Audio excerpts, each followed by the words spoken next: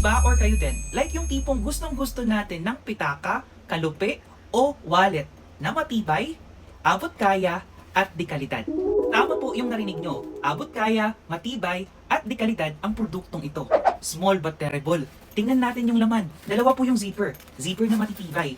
Una, dito pwede nyong lagyan ng mga coins sa labas. Ayan po, para makita nyo. Madami pong coins ang pwede nyong ilagay dito. Pangalawa, dito sa loob is lagayan ng card. Yan po. Yung laminated, kasyang-kasya po dito. Card na maliliit. Tapos mayroon pong maliliit na bulsa na pwede nyong lagyan like ng mga susi or accessories. Pwede nyo din pong ilagay dyan. Dito po is yung mga cash. Kasyang-kasya po dito ang maraming cash. Kasi po, napakaluwag po ng space sa loob.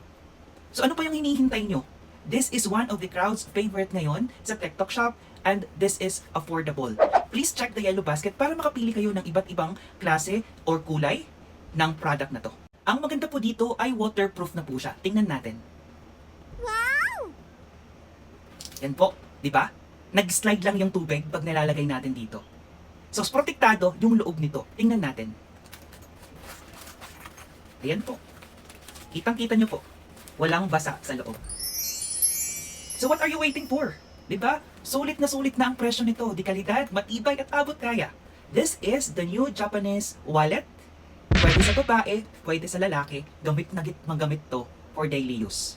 What are you waiting for? Click that yellow basket for you to get the same product as mine. Click the yellow basket for you to get the same quality of the product as mine. Bye!